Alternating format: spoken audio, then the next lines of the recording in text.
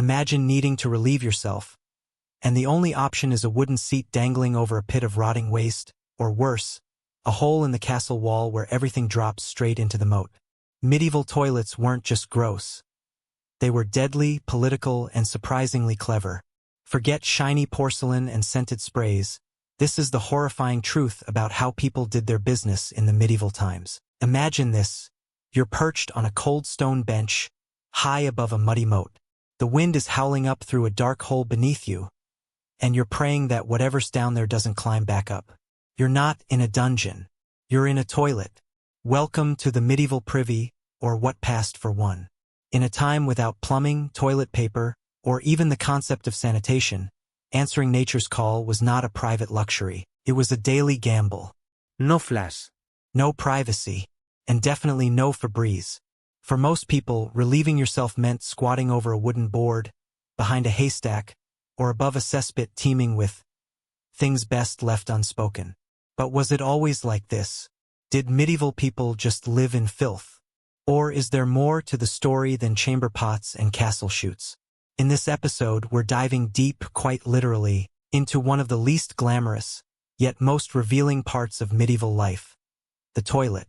We'll uncover how people relieved themselves, what they used instead of toilet paper, and why some toilets could be deadly.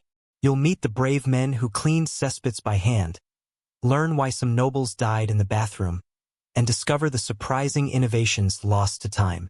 And yes, we'll talk about the smells. It's going to get messy, but history isn't always clean. Let's begin. Before we dive into the depths of medieval latrines, we need to understand what clean even meant to people back then. Because in the Middle Ages, cleanliness wasn't what you might think. It wasn't about looking spotless. It wasn't about antibacterial soap or citrus-scented wipes. It was about balance, purity, and, often, survival. Much of medieval thought was shaped by ancient theories, especially those of Hippocrates and Galen. These physicians believed in the four humors: blood, phlegm, yellow bile, and black bile. Health was about keeping these in balance. And what caused them to go out of balance? Bad smells, rot, excess moisture, even a sudden breeze. Medieval people didn't see filth the way we do. A stinky street or a manure pile didn't just look or smell unpleasant. It was thought to be dangerous on a spiritual and physical level. Evil vapors, miasmas, could enter your body and make you ill. And yet, people lived surrounded by it. Cities were dense, narrow, and chaotic. There were no sewer systems as we know them. Waste from animals, people, even butcher shops ended up in open drains or worse, the streets. And that's not even counting what came from the human body. Most peasants didn't have toilets at all. They used chamber pots, simple ceramic or wooden bowls, and emptied them into pits or streams, or just outside. Some went in the fields. Some didn't bother at all. To modern eyes, it seems horrifying. But to them, it was life. Still, that doesn't mean medieval people didn't care about cleanliness. They washed their hands and faces. They aired out linens. They used herbs to mask smells. And in religious life, purity often meant spiritual and physical cleansing. But when it came to bodily waste, where it went, how it was managed, and who had to deal with it, the story takes a darker turn. Because in the Middle Ages, the question wasn't just where do you go? It was what happens after. Up next, the medieval toilet itself, from royal garderobes to deadly cesspits. Now let's talk toilets. Not the porcelain thrones we know today, but their ancestors. Because medieval toilets were creative, crude, and sometimes absolutely terrifying. Let's start with the castle. For the wealthy, the solution was simple: gravity. This is a garderobe, a private medieval toilet built into the outer wall of a castle. Just a stone bench, a hole, and a very long drop to the moat or cliff below. Elegant in concept, horrifying in execution. There was no flushing, of course, just falling. And if you were lucky, it didn't splash. Now imagine using this in winter, or worse, at night during a siege.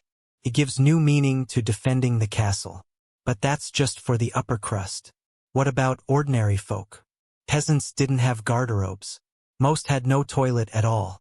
Instead, they relied on chamber pots, ceramic bowls kept under the bed or near the fire. At night, When nature called, they'd squat over the pot, do their business, and, come morning, dump it. Sometimes into cesspits, often just into the street. In towns, there were some shared privies, public toilets built over pits. But those too came with problems. Waste collected in a hole beneath the seat. Eventually, it had to be emptied, and that job fell to some of the lowest status people in society, the gong farmers. They worked at night, scooping human waste from beneath the city. The smell was unbearable. The dangers, real. Toxic gases, collapse, drowning in filth. Some even died down there. The worst part, these cesspits were often located beneath homes, businesses, even monasteries. Now imagine what happened when they overflowed.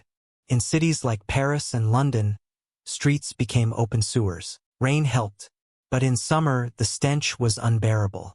The air was heavy with decay, and belief in miasma made it even more terrifying. People didn't just fear the smell. They feared it was death itself. To protect themselves, people carried scented cloths or herbs to cleanse the air. They wore them around their necks or shoved them into masks, like the famous plague doctor's beak. But masking the smell didn't solve the problem. Medieval sanitation was dangerously underdeveloped. In some larger towns, civic leaders tried to organize public sanitation. There were even fines for dumping waste into streets or rivers. But enforcement was spotty, and the systems couldn't keep up with growing populations. And guess where drinking water often came from? Rivers, wells, sometimes dangerously close to where the waste flowed. Waterborne illnesses spread like wildfire: dysentery, cholera, typhoid. Doctors didn't understand germs, but they saw the sickness, and many blamed it on filth, not just spiritual but physical. Still, the infrastructure wasn't there, and people had little choice. From stone thrones to bucket dumps, toilets in the Middle Ages were less about comfort and more about necessity. Yet even in their crude form, they offer a glimpse into how people coped, how they adapted, how they kept going. Because when nature calls, even history has to answer. In the Middle Ages, using the toilet was one thing, but where the waste went after, that's a whole other horror story. And someone had to deal with it. Meet the gong farmers, the unsung heroes of medieval sanitation. They were hired to do what no one else would: empty the cesspits beneath homes, inns, castles, and monasteries. Their job was simple. In theory, shovel the waste into barrels, drag it away, start again. But in practice, it was dangerous, suffocating, and sometimes deadly. Cesspits weren't just smelly. They were filled with methane, ammonia, and other toxic gases. One wrong breath, and a gong farmer could pass out and drown in the very thing he came to remove. Because the smell was so overpowering, they were forbidden from working during daylight hours in many cities. Imagine your job is so offensive. The government restricts it to the cover of darkness. What happened to the waste? It was hauled out of town and dumped into designated fields or waste grounds. But not all of it was wasted. Some night soil was used as fertilizer. Yes, human waste repurposed to grow crops. In a time before chemical fertilizers, this was actually valuable. Risky but effective. Monasteries and large estates often had more advanced waste systems. Channels diverted water to wash waste into cesspits or moats. Some even had rudimentary flushing systems, using rainwater or diverted streams. It wasn't glamorous, but it worked. In larger castles, pits were sometimes sealed and left to decompose. But over time, they filled up. When they overflowed, well, everyone noticed. And in towns, let's just say, walking the streets was a dangerous game. Chamber pots were often emptied right out the window. Some shouted warnings like garderobe. In Scotland, a corruption of the French guard is low. But many didn't bother. Cities passed laws to curb the mess. Fines for throwing waste into streets or rivers. Mandates for latrine construction. But enforcement was patchy, and the population kept growing. Many rivers became open sewers. In London, the river Fleet was so polluted it was known as the Fleet Ditch, a stinking trench of human and animal filth. And yet, people still drew drinking water from it. Sanitation, in many cases, was wishful thinking, and public health paid the price. Disease spread quickly in such conditions, not just plague but cholera, dysentery, and more. Of course, people didn't understand germ theory, but they did notice patterns.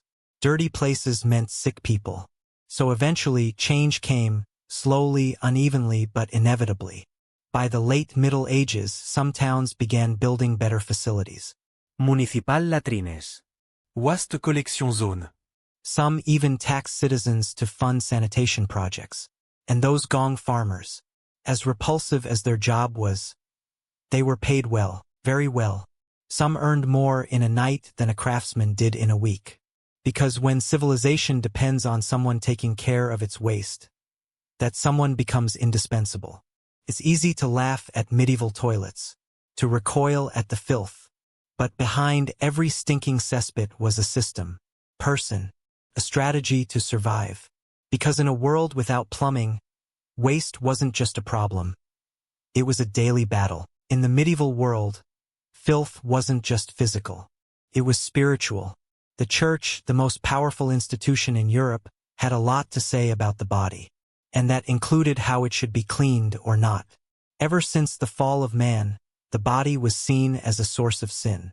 Flesh was weak. Desire was dangerous. And anything that made you too comfortable, too clean, might tempt the soul. Bathing was viewed with suspicion. Because to bathe was to touch and be touched. To enjoy warmth, nudity, oils, and sometimes company. By the 12th century, many bathhouses weren't just for hygiene. They were places to socialize. And sometimes to sin. The church noticed. In sermons and letters, church leaders warned against frequent bathing. Not only because of temptation, but because they believed it weakened the soul. Cleansing the skin, they argued, distracted from cleansing the spirit. Some theologians even claimed that God had made dirt part of human life, so to wash it away too often was prideful. A denial of man's fallen nature. This didn't mean the religious never cleaned themselves. Monks and nuns had strict rules about cleanliness, especially of the hands and feet before prayer or meals. But full-body bathing, that was rare. In many monastic orders, bathing was permitted only a few times a year. Once before Easter, maybe again before Christmas. Sickness was often the only excuse. The holiest people were sometimes the dirtiest. Saints and hermits wore the same robes for decades. They embraced filth as a form of spiritual discipline. Dirt, they believed, brought them closer to God. Even the act of using the toilet was laced with religious anxiety. Some people confessed impure thoughts that came to them while relieving themselves. After all, if the devil could tempt you in church, he could certainly tempt you in the privy. Yes, that's a real illustration. Medieval artists didn't shy away from mixing theology and toilets. Ironically, many castles had toilets built right next to chapels. Or even above them. That wasn't poor planning, it was symbolic. In medieval theology, waste was part of the human experience. And the closer it was to sacred space, the more it reminded people of their unworthiness. Because real cleanliness, the kind that mattered, wasn't about water or soap. It was about confession, repentance, spiritual purity. In death, the body was washed one final time. But not for hygiene. It was a ritual act to prepare the soul for judgment. The last bath you ever took was the most sacred. In the end, the church didn't ban bathing outright. But it reshaped how people thought about it. It turned filth into a kind of humility, a sign of holiness, a mark of survival. Because in the medieval world, the body was a vessel. And sometimes, a little dirt was good for the soul. If you were a medieval noble, your toilet wasn't just a hole in the ground, it was part of your castle's architecture. In fact, it might have been one of the most advanced rooms in the whole place. This, dear viewer, is a garderobe. The name comes from the French for guarding clothes, because garments were sometimes hung in there. The smell was so foul it killed lice. Yes, medieval nobles weaponized their own stink. But the garderobe wasn't just a walk-in wardrobe. It was a toilet with a very simple but effective design. A bench with a hole, perched over an open chute that led straight down to the moat, or the base of the castle wall. In castles with moats, the waste often emptied directly into the water. In dry areas, it might collect in a cesspit or simply tumble onto the ground below. Sometimes servants had to clean it manually. Now that's what you call a royal flush. For the upper classes, these toilet rooms could be quite lavish. Some were lined with stone or wood, others had curtains for privacy. And while toilet paper didn't exist, nobles had access to soft cloths, or even imported wool scraps. Washing afterward. That depended on what you had. A jug of water, a handful of moss, or just nothing. Hygiene, even among the wealthy, was wildly inconsistent. In fact, the term thrown as slang for a toilet may have roots in this era. Kings and queens had commodes fit for royalty, sometimes carved, sometimes with lids, occasionally even heated. And they didn't go alone. Many monarchs had dedicated attendants known as the groom of the stool. Their job, to help the king relieve himself. Yes, that was a real title. And believe it or not, it was considered an honor. Because being present at such a private moment gave you direct, daily access to the monarch. Some of the most trusted advisors in court began their careers wiping royal rears. Women of high status also had access to chamber pots and enclosed privies. These were often built near their bedrooms, sometimes even connected to their private chapels. A matter of comfort and convenience. Some castles took toilet engineering to dramatic heights. Literally. Garderobe towers or privy turrets were built to hang over rivers or cliffs, letting gravity do the dirty work. But even the best design system wasn't perfect. Wind could blow the stench right back into the room. Insects and animals sometimes found their way inside. And in a few chilling tales, attackers crawled up the waste shaft to enter the castle. Yes, medieval plumbing had its dark side. So while nobles lived in comfort compared to peasants, their toilet experiences weren't exactly luxurious. They were elevated, yes, but still at the mercy of waste, wind, and worms. But perhaps what's most striking is that even among the most powerful, the need for sanitation was the great equalizer. No matter how high your tower or how ornate your seat, everyone had to go. And in the medieval world, where death, disease, and dirt were never far away, even the royal toilet reminded you, you're only human. We've seen how the toilets of the medieval world worked, from the humble pits of the poor to the lofty garderobes of the elite. But there's one thing we haven't yet explored, the danger. Because in the Middle Ages, even going to the toilet could kill you. Let's begin beneath the surface. Medieval toilets often relied on cesspits, deep holes or chambers dug beneath or beside homes, castles, or communal latrines. These weren't regularly cleaned. They were dark, wet, and full of rot. The result, toxic gases, a buildup of methane and ammonia. If disturbed suddenly, say, by someone trying to clean the pit or falling in, these fumes could knock a person unconscious. Or worse, there are real historical accounts of people suffocating in latrines. Some even drowned in them. Imagine the horror not only of dying but of how you died, submerged in excrement, beneath your own home. One of the most infamous toilet disasters happened in Erfurt, Germany, in the year 1183. Nobles from across the Holy Roman Empire had gathered for a meeting in a cathedral hall, built over a large cesspit. Suddenly, the wooden floor collapsed. Dozens of nobles fell through into the pit below and drowned in human waste. Chroniclers called it divine punishment. Historians call it one of the worst toilet tragedies in European history. And it wasn't just architecture. Medieval latrines attracted all kinds of creatures, rats, insects, and disease-carrying vermin. Fleas from these environments helped spread the Black Death, killing millions. Toilets weren't just unpleasant, they were ground zero for some of the deadliest outbreaks in history. Even worse, poorly placed latrines often leaked into local water supplies. Wells, rivers, and communal fountains could become toxic, spreading dysentery, cholera, and typhoid. Entire villages suffered. In the medieval mindset, filth and moral decay were connected. Many believed that foul smells caused disease, a theory known as miasma. And while the theory was wrong, it wasn't far off. These smells came from bacteria, the real culprits. To protect themselves, people stuffed herbs in their clothing. Plague doctors wore beaked masks filled with lavender and mint, not for fashion, but for survival. And then there was the ever-present risk from above. Imagine walking through the streets of a city like London or Paris in 1350. You're minding your business, and then chamber pots were dumped into the streets, sometimes with a warning, often without. The polite phrase was garde-l'eau. From the French gardes l'eau, literally watch out for the water. Getting hit by a falling toilet bucket was more than gross, it was dangerous. Human waste in wounds could cause deadly infections. Many pedestrians carried cloaks or wide-brimmed hats just to survive the streets. Eventually, cities tried to regulate this. Curfews on waste dumping, fines for foul-smelling alleys. But without modern sewers, it was like fighting a flood with a broom. So next time you sit on a modern toilet, in a clean, well-lit bathroom with plumbing and privacy, spare a thought for those who came before. They faced hazards we can barely imagine, for a moment of simple relief. For centuries, this was normal. Waste trickled through the streets, pooled in alleys, and festered in hidden pits. It was a part of life, disgusting, dangerous, and inescapable.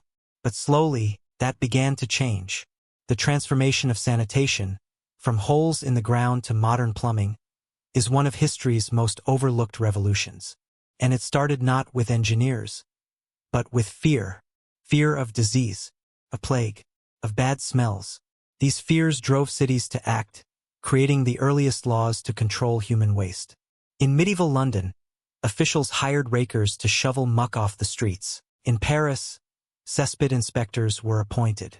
In the Islamic world, cities like Baghdad and Cordoba built early drainage systems and encouraged frequent washing centuries ahead of Europe. Cleanliness wasn't just a health concern. It became a matter of civic pride.